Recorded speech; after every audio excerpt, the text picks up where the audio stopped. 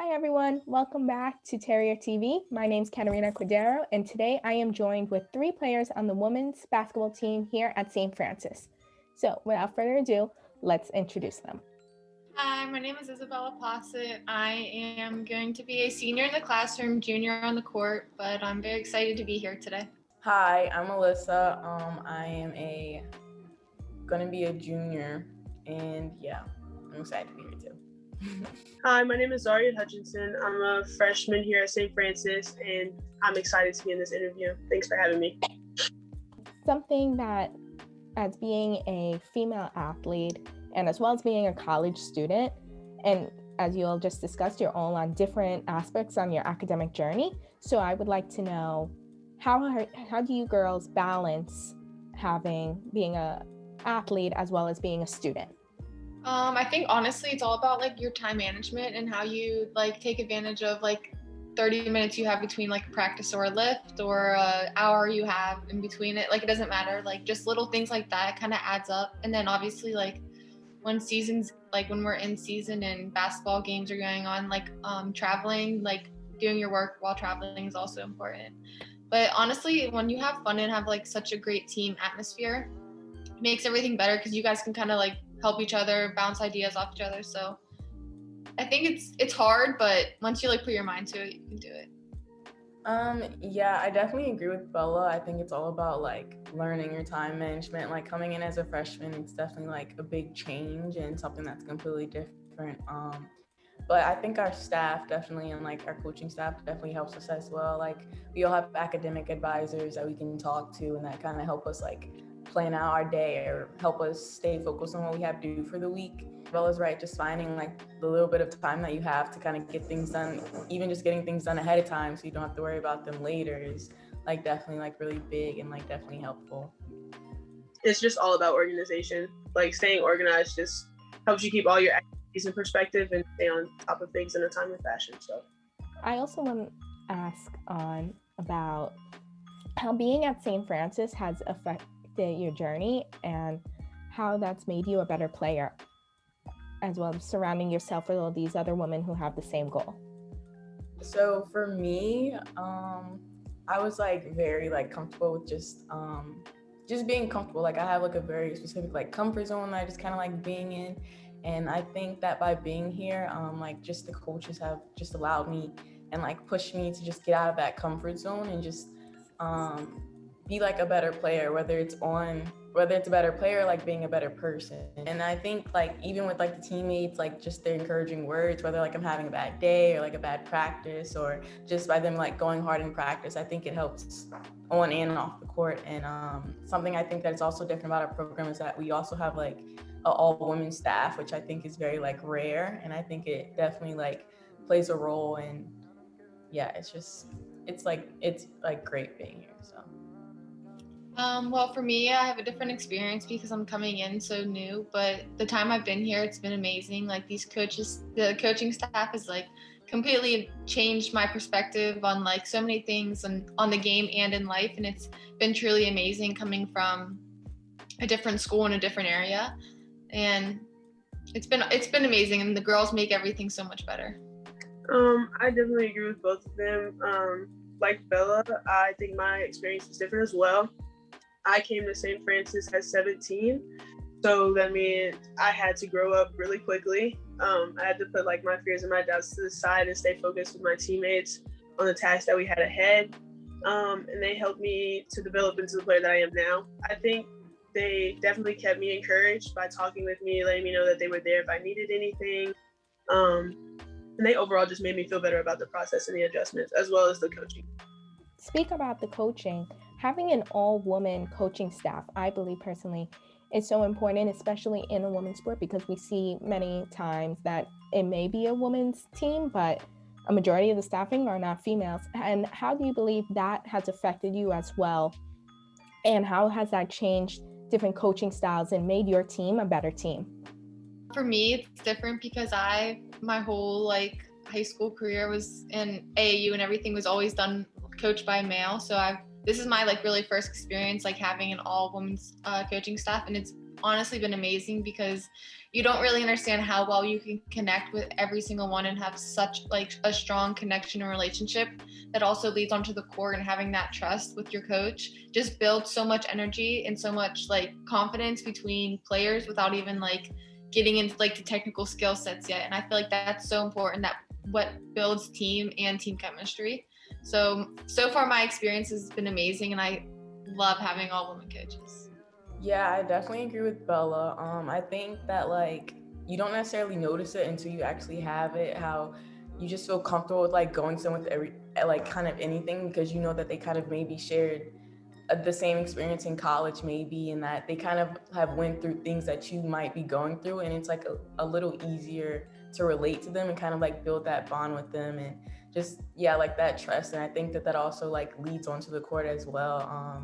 I think that's like really important, and it's honestly like it's been like really great, and it's definitely like a big change. It's something that you have to like get used to a little bit. And like the coaching style is definitely different than how like a male or having like male in a staff would teach you. I think the dynamic is totally different, and I think it's like has actually benefited us and has made us play like extremely well. I agree with both Fisher and Bella. I think it is easier to relate to them. I'm also used to having an all-male staff. I think if anything for me, it's really empowering to just like see them in those positions and like know that, you know, women can have this role too, and that you can do it if you put your mind to it. And they're very confident in themselves and what they believe in. So it just kind of rubs off on you, like on the team, and it makes us confident. And that's why we play as well as we do. So. Yeah, I definitely agree with what you said, Z. Having that confidence level on the team and having your coaching staff believe in you and knowing because they've been there as well, I believe that does make your team so strong. And your team is very strong. Everybody talks about basketball teams at St. Francis, but the women's team, they're always on top, and we always hear great things coming out of your team on and off the court. Another question I would like to ask all of you, there's been in the news going viral about the difference in March Madness, the men's weight room versus the women's weight room. And I wanted your opinion as women who play the game and know the difference, and how does that affect you, and how do you think that's affecting younger generations who are seeing that? I guess for me, it was just kind of like a shock, just because I feel like recently there's been so much movement in like women taking a stand and women becoming stronger and moving up, and then seeing like the pictures and stuff of the other teams that had the opportunity to. Like, I just feel like kind of like, I don't want to say like it is rude, but I don't know. I just didn't really like see like how they couldn't give us more like equipment, more one bench, one something, just something more to show like that they kind of care as they do with the men's. Yeah, I agree totally with your statement. Like I agree. Like I definitely think that it was kind of like a shock, and like it's very like unfair. And I think that like happens a lot when it comes to like women's basketball, definitely like in the college and professional aspect.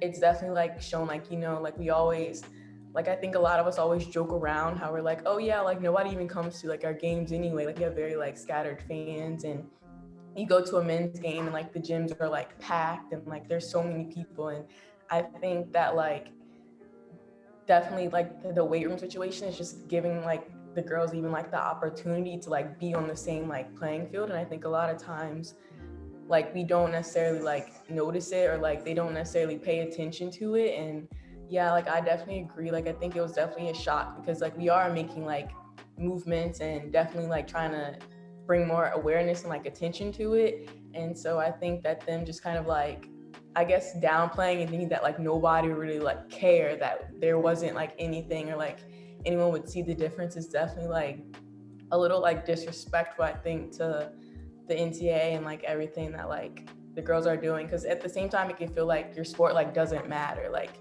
I know that we're kind of like big and like people know about women's basketball, but like at the same time it just kind of feels like people don't really like care or like pay attention. You could even see this past summer with the NBA bubble. You saw the men, they were at Disney, and then you're hearing about the women, the Seattle Storm had to move out of their hotel because there was bed bug infection, and there was just unsafe protection for the team. And it just shows in that aspect. I believe you put it perfectly. Yeah, basically what they both said, like just bouncing off what they said. I think it was very shocking to see and like seeing it go viral and stuff. I also think it's completely unfair, and I think it's been like this for a really, really long time. And I feel like we work so hard to make, like move 10 steps forward and then we go like 20 steps back with situations like this. Women's sport is always being criticized, and like the value of women is underestimated sometimes, in my opinion.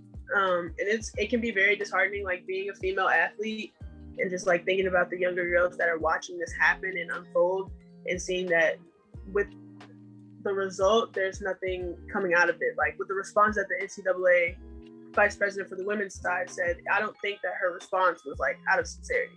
Like in my opinion, I think it was just a response so she could stop being attacked by the media, so she could say something and get it out there and be done with it. But I hope they do address the issue and it gets better. Yes, I agree with Olili. As somebody who loves to watch March Madness, somebody that watches both the women and the men, and to see how the men are getting treated differently versus the women, who honestly, the women have been viewed this season a lot more. And we could even talk about the WNBA with the Seattle Storm. There's barely people that knew who won the WNBA, and that goes back to representation. And I agree with what Bella said, that there's been such a strong uphold of women empowerment that has been happening this year. And then we see this, it's showing that the information is out there, but it's not being reciprocated. I believe that's so important. Another question we'll like to go around is, who is your role models on either in the professional side or in your personal life who have inspired you as a player as well as a person?